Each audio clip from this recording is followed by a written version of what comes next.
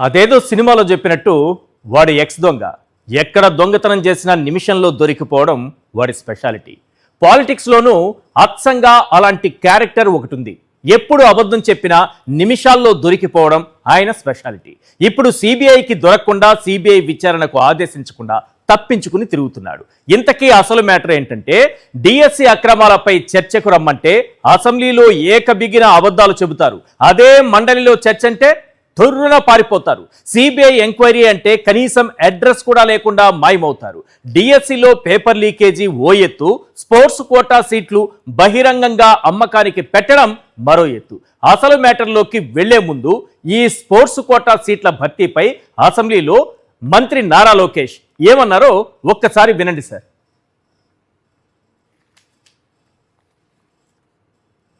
ప్రభుత్వ ఉద్యోగం ఇచ్చిన ఘనత ప్రజాప్రభుత్వం అధ్యక్ష. శ్రీచరణి అధ్యక్ష, మన ఉమెన్స్ క్రికెట్ టీంలో అద్భుతమైన బౌలర్ శ్రీ ఇప్పుడు డిగ్రీ పూర్తి చేయాలి. డిగ్రీ పూర్తయిన వెంటనే ఇమీడియట్గా ఆమె కూడా గవర్నమెంట్ జాబ్ ఇవ్వాలని గౌరవ ముఖ్యమంత్రిగా డైరెక్షన్ ఇచ్చారు అధ్యక్ష. అంటే స్పోర్ట్స్ పర్సన్కి టెస్ట్ పెట్టాలని లేదు అధ్యక్ష. The idea is to promote sports. Quota ద్వారా వాళ్ళకి ఇవ్వాలని చాలా స్పష్టంగా ఉంది అధ్యక్ష. వాళ్ళందరికీ ఏదైతే రూల్ పాటించామో అదే రూల్ ఇక్కడ కూడా పాటించాం. మీరు చూడండి, పివి సింధు గారికి ప్రభుత్వ ఉద్యోగం ఇచ్చిన ఘనత ప్రజాప్రభుత్వం అధ్యక్ష. శ్రీచరణి అధ్యక్ష, మన ఉమెన్స్ క్రికెట్ టీంలో అద్భుతమైన బౌలర్ శ్రీ ఇప్పుడు డిగ్రీ పూర్తి చేయాలి. డిగ్రీ పూర్తయిన వెంటనే ఇమీడియట్గా ఆమె కూడా గవర్నమెంట్ జాబ్ ఇవ్వాలని గౌరవ ముఖ్యమంత్రిగా డైరెక్షన్ ఇచ్చారు అధ్యక్ష. అంటే స్పోర్ట్స్ పర్సన్కి టెస్ట్ పెట్టాలని లేదు అధ్యక్ష. The idea is to promote sports. Quota ద్వారా వాళ్ళకి ఇవ్వాలని చాలా స్పష్టంగా ఉంది అధ్యక్ష. వాళ్ళందరికీ ఏదైతే రూల్ పాటించామో అదే రూల్ ఇక్కడ కూడా పాటించాం. స్పోర్ట్స్ కోటాలో ఉద్యోగం పొందాలంటే అర్హత పరీక్ష రాయాల్సిన అవసరం లేదు అధ్యక్ష. పివి సింధు పేరు చెప్తున్నారు. ఆమెతో ఆ ప్రతిభతో ఈయన ఇచ్చినటువంటి ఉద్యోగాలు, ఈయన ద్వారా ఉద్యోగాలు పొందినటువంటి స్పోర్ట్స్ కోటాలో ఎవరెవరు ఎందులో ఏ పథకాలు సాధించారు, ఎన్ని పథకాలు సాధించారు, భారతదేశానికి వాళ్ళు ఎన్ని పథకాలు తీసుకొచ్చారంటే వాళ్ళు తీసుకొచ్చిన పథకాలు ఉన్నాయో లేవో కానీ ఒక పథకం ప్రకారం వాళ్ళకైతే మాత్రం పోస్టులు ఇప్పించేశారు మా నారా లోకేష్ గారు. ఏ ఏ స్పోర్ట్స్లో ఏ ఏ క్రీడల్లో వాళ్ళకి పథకాలు వచ్చాయో తర్వాత మాట్లాడదాం. కానీ ఆయన అన్నట్టుగా స్పోర్ట్స్ కోటా ఉద్యోగాలకి అర్హత పరీక్ష అవసరం లేదని అంటున్నారు కదా. సింపుల్గా ఒక్క విషయం చెప్తాను. ఒక జీవో కాపీ నేను స్క్రీన్ పైన చూపిస్తాను, ఒక్కసారి చూడండి సార్. నారా లోకేష్ గారు బాగా చూడాలి, ఎందుకంటే వారికి బాగా అలవాటైన విద్య ఏంటంటే నాలుగు మడత పెట్టేయడం. చాలా సింపుల్గా అబద్ధం చెప్పేస్తూ ఉంటారు. ఇది ఎవరిచ్చి ఏంటిది జీవో?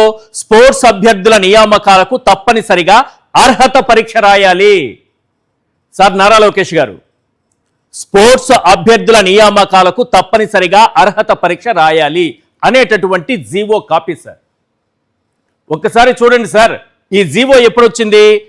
9 ఆగస్ట్ 2012, 9వ తారీఖు ఆగస్టు నెల 2012లో వచ్చింది. దాదాపు 15 ఏళ్లుగా ఈ జీవో అమల్లో ఉంది sir.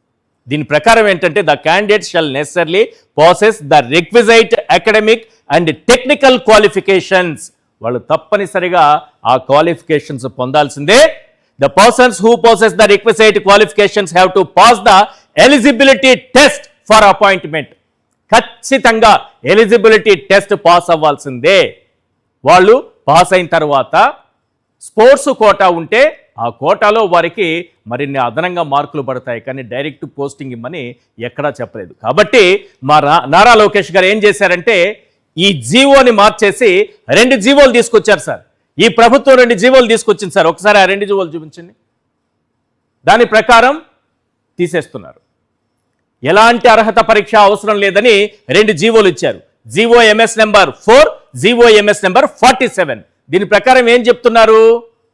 Sports policy 24-29 implementation of 3% horizontal reservation to eligible meritorious sports persons of Andhra Pradesh in direct recruitment without the requirement of competitive examinations across government departments, local bodies, public sector undertakings, ఇంకా ఏవో ఉన్నాయి. దీని ప్రకారం ఏ అర్హత పరీక్ష రాయాల్సిన అవసరం లేదని ఈ ప్రభుత్వమే తీసుకొచ్చింది. ఈ ప్రభుత్వమే తీసుకొచ్చి డిఎస్సిలో అక్రమాలన్నీ జరిగిపోయిన తరువాత స్పోర్ట్స్ కోటా అన్ని ఫిల్ అయిన తర్వాత మళ్ళీ ఏం చేశారు? అర్హత లేదు, అర్హత పరీక్ష రాయాల్సిన అవసరం లేదన్నారు కదా నారా లోకేష్ గారు. మళ్ళీ వీళ్ళే జీవో ఇచ్చారు. ఆ జీవో కాపీ చూపించండి సార్. మళ్ళీ వీళ్ళే జీవో ఇచ్చారు. డిఎస్సి 2025 ప్రక్రియ ముగియగానే స్పోర్ట్స్ కోటాలో డైరెక్ట్ రిక్రూట్మెంట్ ఎత్తివేస్తూ ఆయా శాఖలు నిర్వహించే పరీక్షల్లో ఉత్తీర్ణత సాధించాలని జీవో నెంబర్ 23 ఇచ్చారు. మరి ఇది ఎందుకు ఇచ్చారు? అర్హత పరీక్షలు రాయాల్సిన అవసరం లేదు స్పోర్ట్స్ కోటాలో అన్నప్పుడు మళ్ళీ కొత్తగా ఈ జీవో ఎందుకు ఇచ్చారు? 2012 నాటి జీవోను మీరే మార్చి కొత్త జీవోలు తీసుకొచ్చారు. డిఎస్సి ప్రక్రియ ముగియగానే మళ్ళీ పాత పద్ధతినే ఇస్తూ జీవో తీసుకొచ్చారు. ఇక్కడ దొరికిపోయారు కదా దొంగలు. ఇంతకుముందు ఆ సినిమా డైలాగ్ నేను చెప్పాను కదా, చాలా ఫేమస్ డైలాగ్. ఎక్కడ దొంగతనం చేసినా నిమిషాల్లో దొరికిపోవడం వాడి స్పెషాలిటీ అని రాజేంద్ర ప్రసాద్ గారు ఒక డైలాగ్ చెప్తారు. ఇప్పుడు ఎప్పుడు అబద్ధం చెప్పినా నిమిషాల్లో సెకండ్స్లో దొరికిపోవడం నారా లోకేష్ గారికి అలవాటైందో ఏమో. ఈ జీవోల గురించి కదా మాట్లాడాలి మనం, ఈ కాపీల గురించి కదా మాట్లాడాలి. తాళం వేసున్నటువంటి ఇంటికి తాళాలు తీసి, మామూలుగా దొంగలు ఏం చేస్తారో తాళాలు పగలగొట్టి లోపల ఉన్న వస్తువులు తీసుకొని పారిపోతారు. కానీ ఇక్కడ అలా జరగలేదు. తాళాలు తీసి లోపలున్న వస్తువులు దొంగతనం చేసి మళ్ళీ తాళం దానికి వేసేసి, చూసారా తాళం వేసే ఉంది, లోపల దొంగతనం జరిగిందని మీరు ఎలా అంటారని క్వశ్చన్ చేసినట్టుంది. తాళం తీసింది మనమే కదా, జీవోలు ఇచ్చింది మనమే కదా, మరి అక్రమాలు జరగలేదని ఎలా అంటారు? ఈ జీవోలు ఇచ్చింది ఎవరు? ఆ జీవోలను మార్చింది ఎవరు? ప్రజలను ఏమార్చింది ఎవరు? యువతను ఏమార్చింది ఎవరు? ఎప్పుడైతే డిఎస్సి అక్రమాలు బయటపడ్డాయో గ్రూప్ 1 ఇష్యూని తెరపైకి తీసుకొచ్చారు సార్ మా నారా లోకేష్ గారు, చంద్రబాబు నాయుడు గారు ఇద్దరు. నువ్వు నా డిఎస్సి అక్రమాలు బయట పెడితే, గుర్తుపెట్టుకో జగన్మోహన్ రెడ్డి, అలాగే ఆయన వెంటున్న జంజీ, మీరందరూ గుర్తుపెట్టుకోండి, నువ్వు నా డిఎస్సి అక్రమాలు బయట పెడితే నేను నీ గ్రూప్ 1 పోస్టుల భర్తీపై బురద జల్లుతా, లేనిపోని ఆరోపణలు చేస్తా, అవినీతి అంటిస్తా, ఏమైనా చేస్తా అన్నట్లుగా వ్యవహరిస్తున్నారు. నిజంగా గ్రూప్ 1 నియామకాల్లో అవకతవకలు జరిగాయని చంద్రబాబు నాయుడు గారు భావిస్తే దానిపై సిబిఐ ఎంక్వైరీ వేయండి. అలాగే సాక్ష్యాధారాలతో సహా జగన్మోహన్ రెడ్డి గారు బయట పెట్టారు కదా డిఎస్సి అక్రమాలపైన, దానిపైన కూడా సిబిఐ ఎంక్వైరీ వేయండి.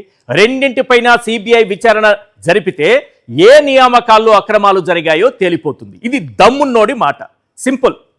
మరి ఇటు గ్రూప్ 1 అటు డిఎస్సి రెండిటిపైన సిబిఐ ఎంక్వైరీకి ఆదేశించేటటువంటి దమ్ము చంద్రబాబుకు ఉందా? ఇది వైఎస్ఆర్సీపీ అడుగుతున్న ప్రశ్న. దీనిపైనే చర్చిద్దాం. రైట్, చర్చలో పాల్గొంటున్నారు తూమాటి మాధవరావు గారు, ఎమ్మెల్సీ, వైఎస్ఆర్సీపీ నాయకులు; శేఖర్ రెడ్డి గారు, వైఎస్ఆర్సీపీ అధికార ప్రతినిధి; రజనీ గారు, advocate and analyst. Sir, Tumati Madhavarao గారు, డైరెక్ట్గా ఒక మాట అడుగుతాను, చెప్పండి సార్. ఈ డిఎస్సి అక్రమాలు అంటున్నారు, డిఎస్సి స్కామ్ అంటున్నారు, స్పోర్ట్స్ కోటాలో అవినీతి అక్రమాలు అంటున్నారు.